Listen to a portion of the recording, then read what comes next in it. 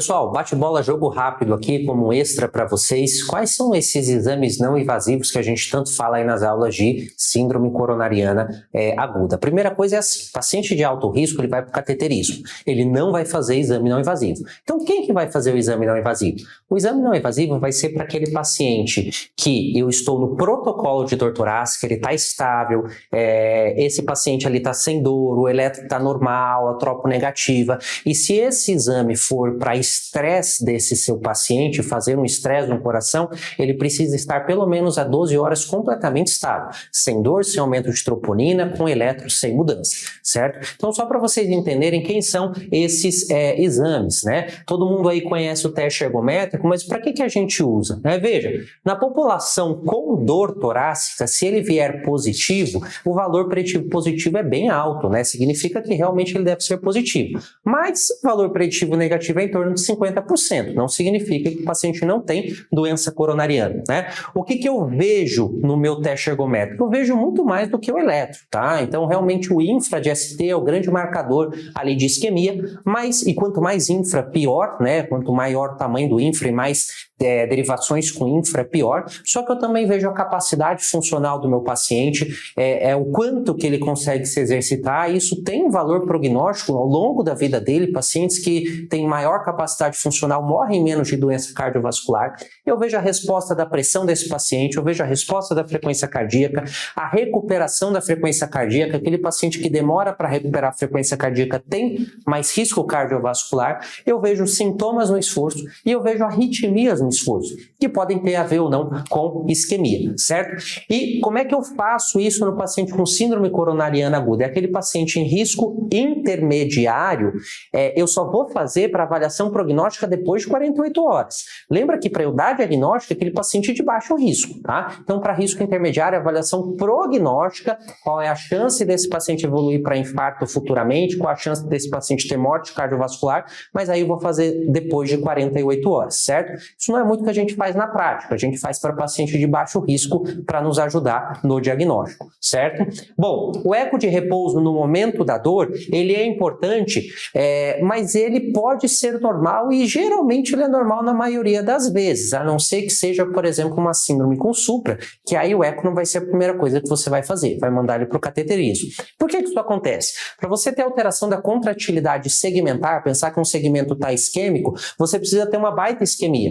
20% da massa dessa parede precisa estar isquêmica, tá? É importante para você avaliar a complicação, aquele paciente com dor no peito, um sopro novo, se é uma insuficiência mitral, paciente que teve um infarto evoluído, não procurou ajuda e chega agora chocado, se é uma CIV, uma comunicação interventricular, e diagnósticos diferenciais, né, de dor torácica, tamponamento, dissecção de aorta, valvopatias e a avaliação da função ventricular, que é um dos principais fatores prognósticos na síndrome coronariana aguda. Então, ele tem uma baixa sensibilidade, mas uma alta especificidade se você acha algum desses fatores, principalmente na síndrome coronariana aguda, se você acha déficit de contratilidade segmentar na vigência de dor torácica. Bom, para eu usar estresse, é a mesma coisa que a gente conversou. Pelo menos 12, em alguns lugares, 24 horas de estabilidade clínica desse paciente.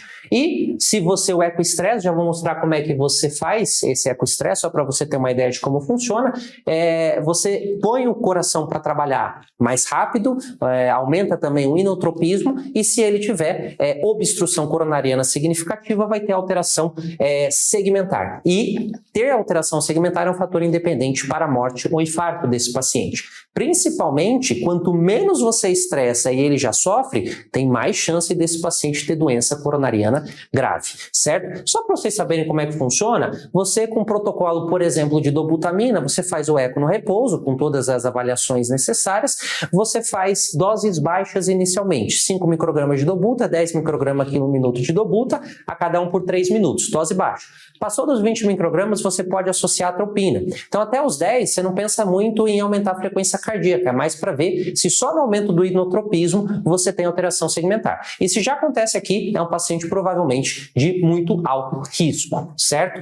Bom, e a cintilografia? Cintilografia com estresse é a mesma coisa, você só pode fazer isso depois que o paciente estiver estável 12 horas, tá? Pode ser adenosina ou dipiridamol. Se você não tem nenhum defeito de perfusão com estresse, esse paciente tem um baixo risco de evento cardiovascular maior. Agora, se você tem um paciente em que tinha perfusão, tinha sangue chegando, você coloca para estressar ele com adenosina dipiridamol, para de chegar sangue, a mortalidade desse paciente, o risco de infarto é alto, porque você tem isquemia associada a esse paciente. Você pode fazer cintilo miocárdica no repouso, se você tiver disponível. Aí você não precisa esperar esse paciente estar estável por 12 horas. Pelo contrário, quanto mais próximo da dor você fizer a cintilo de repouso, né, você pode fazer até 6 horas, mas até 2 horas, se você fizer essa cintilo de repouso e você tiver áreas que não tem sangue chegando nelas, é porque provavelmente está diante a uma obstrução coronariana. Então, provavelmente é realmente uma síndrome coronariana aguda.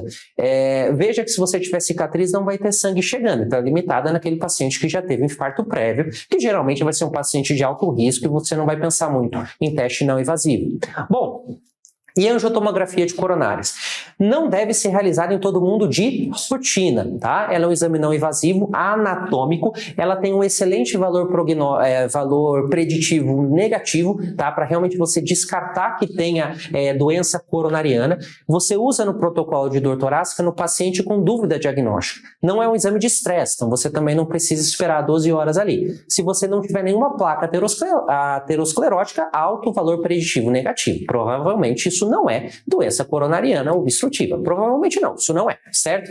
E a ressonância magnética é excelente avaliação anatômica funcional, pode ser usada com estresse também, é toda aquela questão de esperar aí o paciente estar bem estável, tá? Faz o diagnóstico diferencial da minoca, né, que é um infarto miocárdico com artérias coronárias não obstrutivas, obstruções menores que 50%, você tem algumas situações que fazem infarto mesmo e a ressonância te mostra isso, e a ressonância com estresse ajuda também a saber aquele paciente que tem isquemia ao estresse. Isso aumenta a probabilidade desse paciente ter infarto ou morrer, certo? Então aqui mais uma dica rápida para vocês, segue para a próxima aula.